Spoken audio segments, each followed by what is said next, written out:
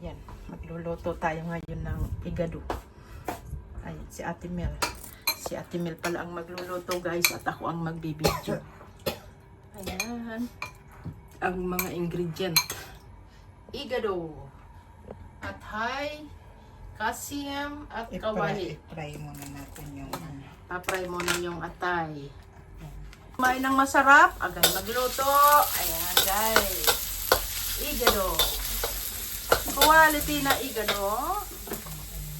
Ilalagay na muna ang atay para igisa ng 3 minutes. Ayan.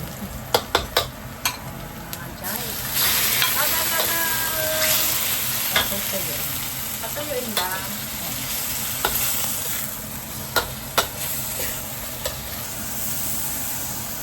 Patuyuin lang.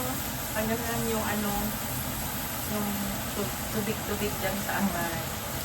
Aming igado na may 7-Up. Opa!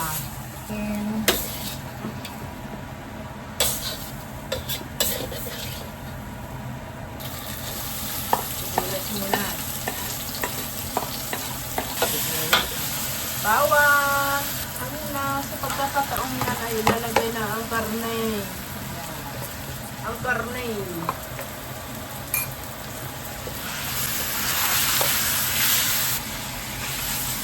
Guys, magdagdag ng suka. Tansya-tansya lang. Si 7-Up. Ilalagay na. Yan. Ang matira, inumin ni Ate Mel. Ayan.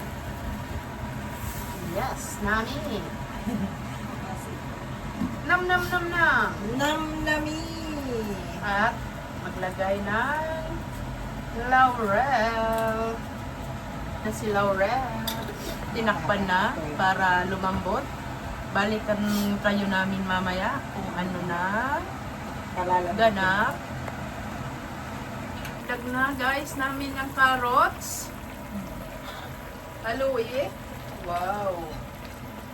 After 20 minutes lang. After 20 minutes, ang bilis niyang lumambot kasi sariwa yung sariwa yung baboy. Idagdag na rin yung bell pepper.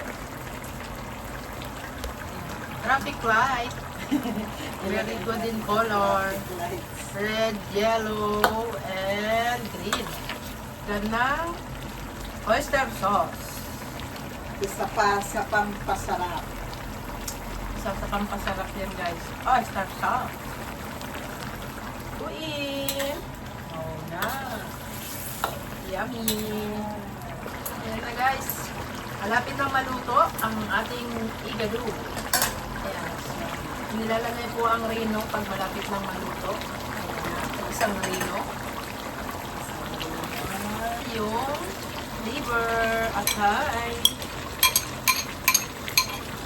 Tapos na siya guys. Ayan. Malapit nang maluto. At titikman natin yan.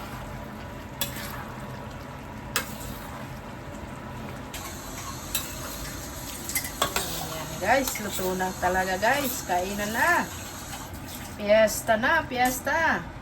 Masarap to bukas. Ano na tayo? May paksiw pa. Paksiw, itatago ang paksiw. Ayan. Grabe yung tubig ng paksiw. Tikman na natin ang ating igado. Ayan.